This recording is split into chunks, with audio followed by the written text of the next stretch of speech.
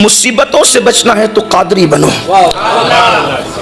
शान कादरियत बहुत बड़ी चीज़ है। लोगों को नहीं पता कि वलियों से वाबस्ता होने की बरकत क्या है। वलियों से वाबस्ता होने की बरकत यह है कि मुसीबतों से छुटकारा। मगर कोई वाबस्ता होकर देखे। हमने तो गौस पाक को बस इतनी हद तक जाना कि बेटा नहीं है तो बेटा मिले और रोजी नहीं तो रोजी मिले। इससे आगे बढ़कर हमने कभी गौस पाक को पढ़ने की कोशिश ही नहीं की। इससे आगे बढ़ के हमने कभी गौस पाक को समझने की कोशिश ही नहीं की। और कोई समझ भी क्या सकता है। गौस पाक फरमाते हैं, मुझे किसी के बराबर न समझना और किसी को मेरे बराबर मत समझना। इन्नी आलमो माला तालमुन का राज बन करके आया है अब्दुल कादिर जिलानी। फरमाते हैं मैं हैरान हूँ। फरमाते हैं कि आलमो माला तालमुन के राज का नाम अब्दुल कादिर जिलानी है। तो जब ये शान अब्दुल कादिर जिलानी गौस पाक की है तो उनके नाना मुस्तफ़ा जान रहमत की शान का हाल क्या हो। सरकार गौसुल आज़म दस्तगीर की ये शान है। गौस पाक फरमाते हैं कि मैं आलमो माला तालमुन का राज हूँ। गौर फरमाएं, इसकी तशरीह भी कोई कर सकता है। और गौस पाक रज़ी अल्लाह तआला की शान कौन बयान करे। आला हज़रत जैसा जब उनकी शान बयान करते हैं तो यूं बयान करता है, कहते हैं कि हजारों ताबई से तू फजूतर, ये तब का मुजमलन फाजिल है या गौस। मतले की इब्तिदा यूं होती है, जो तेरा तिफल है, बच्चा है, कामिल है या गौस। ये है गौसियत माफ से अकीदत। जो तेरे घर में जो पहले दिन का चंद सेकंड का पैदा हुआ बच्चा है, जो तेरा तिफल तो कहते हैं बच्चे को, जो तेरा तिफल है कामिल है या गौस। औरों को रात भर मुसल्ले पर गुजारने से वो मर्तबे नहीं मिलते जो गौस पाक के घर में पैदा होने वाला बच्चा मर्तबा लेकर आता है। जो तेरा तिफल है कामिल है या गौस। और तुफैली का लक़ब वासिल है या गौस। तुफैली का लक़ब वासिल है या गौस। और तसव्वुफ तेरे मकतब का सबक है। वो तसव्वुफ जिस पर लोग नाश करते, कहते तेरे मकतब का सबक है। तसव्वुफ तेरे दारुलूम में लोग तसव्वुफ नहीं पढ़ पाते, कहते तसव्वुफ तेरे मकतब का सबक है। मकतब उसे कहते हैं जहाँ पहले दूसरे दिन की इब्तिदाई तालीम दी जाती। तसव्वुफ तेरे मकतब का सबक है। तेरा जाकिर है जो शागिल है या गौस। जो आपका जिक्र करता है वो आपका जिक्र नहीं करता, वो अल्लाह के जिक्र में मसरूफ रहता है। तेरा जाकिर जो है शागिल है या गौस। और कहते हैं हजारों ताबई से तू फजूतर, ये तबका मुजमलन फासिल है या गौस। और कहते हैं वो क्या जानेगा फजले मुर्तजा को। वो क्या जानेगा फजले मुर्तजा को, जो तेरे फजल से आतिल है या गौस। जो तेरे फजल से आतिल है या गौस। और कहते रजा का खात्मा बिल खैर होगा, तेरी रहमत अगर शामिल है या गौस। तो गौस पाक से वाबस्ता होना बड़ी चीज है। गौस पाक फरमाते हैं, शेख अब्दुल हक मुहद्दिस दहलवी ने लिखा है, गौस पाक फरमाते हैं, इरशाद फरमाते हैं कि जो मुझसे मोहब्बत करने लगे फिर उसकी इज्जत मेरी इज्जत हो जाती है और मैं उसकी इज्जत का मुहाफिज हो जाता हूँ। यानी गौस पाक के गुलामों से कभी इज्जत छीनी नहीं जा सकती। फरमाते हैं कि उसकी इज्जत मेरी इज्जत हो जाती है और मैं उसकी इज्जत का मुहाफिज बन जाता हूँ। अल्लाह अकबर।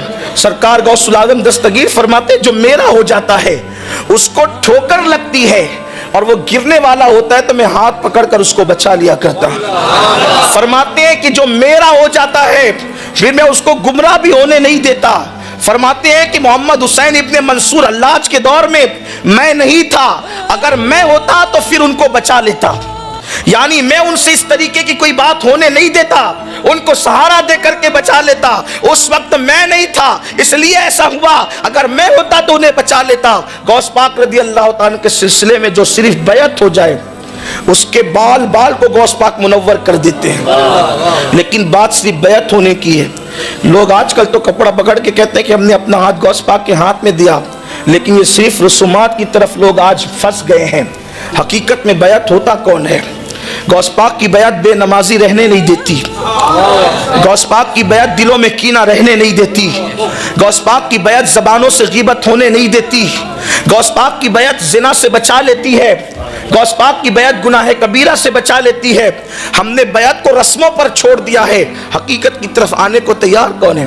वरना जो हकीकत में मुरीद हो गौस पाक के मुरीद, صرف وہ مرید نہیں ہے جو غوث پاک کے سلسلے والے ہیں، جو ان سے محبت کرے سب غوث پاک کے مرید ہیں، اس لیے کہ کوئی سلسلہ ایسا نہیں ہے جہاں غوث پاک کی برکت نہ ہو۔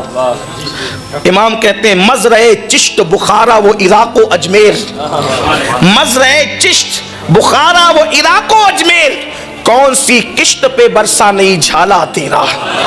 اور کس نے غوث پاک کی شان بیان نہیں کی، غوث پاک کا مقام کس نے بیان نہیں کیا؟ محبوب الہی آبرو سلسلہ چشتیہ سلطان المشائخ سیدنا نظام الدین اولیاء فوائد الفواد میں آپ کے جو ملفوظات ہیں اس میں بات موجود ہے۔ فرماتے ہیں غوث پاک کی شان یہ ہے، غوث پاک کی شان یہ کہ ان کی چوکھٹ پہ پڑے رہنے والے کتب اور ابدال ہوتے ہیں، پڑے رہنے والے۔ محبوب الہی اپنے ملفوظات میں فرماتے ہیں کہ ایک شخص جس کے ہاتھ پیر مفلوج ہو گئے تھے، ہاتھ پیر پہ فالج ہو گیا تھا، تو وہ دروازے پہ پڑا ہوا توبہ توبہ کر رہا تھا۔ وہ شخص اندر ایک مرید آتا ہے اور آ کر کہتا ہے سرکار آپ کے دروازے پہ جو شخص پڑا ہے قابل رحم اس کی حالت ہے، اس کو معاف کر دیں۔ فرمایا کہ جا، ابھی اس کی معافی نہیں ہوگی۔ اس نے تکبر کیا، کہا سرکار آپ اس کی سفارش کریں، اسے توبہ کی توفیق ملے۔ غوث پاک نے اپنے مرید سے میں پہچانتا یہ کون ہے، یہ جو دروازے پہ پڑا توبہ توبہ کر رہا ہے پہچانتا ہے کون ہے؟ کہا نہیں، کہ یہ اپنے وقت کا ابدال ہے۔ ابدال، ابدال کس کو کہتے ہیں؟ ہمارے علماء جانتے ہیں ابدال کس کو کہتے ہیں۔ اللہ کے رسول علیہ السلام فرماتے ہیں بارش ابدالوں کے صدقے میں برستی ہے، بکریوں کے تھنوں میں دودھ ابدالوں کے صدقے میں آتا ہے، اناج ابدالوں کے صدقے میں اگتا ہے، امت کی آئی ہوئی مصیبت ابدالوں کے صدقے میں ٹلتی ہے۔ ابدال ولایت کی وہ قسم ہے کہ اگر ان کا وجود ختم ہو جائے تو زمین ختم ہو جائے، قیامت قائم ہو جائے۔ اور وہ ابدالوں میں سے ایک ابدال غوث پاک کی چوکھٹ پہ پڑے ہوئے توبہ توبہ کر رہے ہیں۔ فرمایا سرکار یہ ابدال ہے، اور بیان کون کر رہا ہے؟ حضرت محبوب الہی بیان کر رہے ہیں اس کو فوائد الفواد میں، اور اولائے سنجر اس کو لکھ رہے ہیں کہ وہ ابدال چوکھٹے غوث پاک میں پڑا توبہ توبہ کر رہا ہے۔ کہا سرکار اس کا یہ حال کیوں ہوا؟ فرمایا میری بے ادبی کرنے سے، فرمایا میری بے ادبی کرنے سے۔ کہا کیا بے ادبی کر دی؟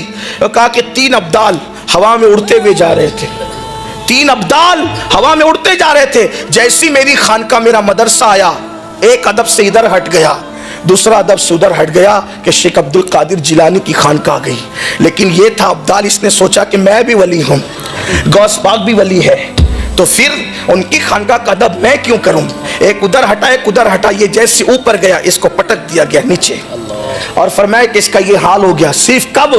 غوث پاک کی خانقاہ کے اوپر سے گزرنے کا نتیجہ یہ ہے، زبان سے کوئی توہین نہیں کی، زبان سے کوئی بے ادبی نہیں کی، زبان سے کوئی گستاخی نہیں کی، بس ہم بھی ولی یہ بھی ولی، ہم ان کی خانقاہ کا احترام کیوں کریں؟ غوث پاک فرماتے پٹک دیا گیا، احوال سلب کر لیے گئے۔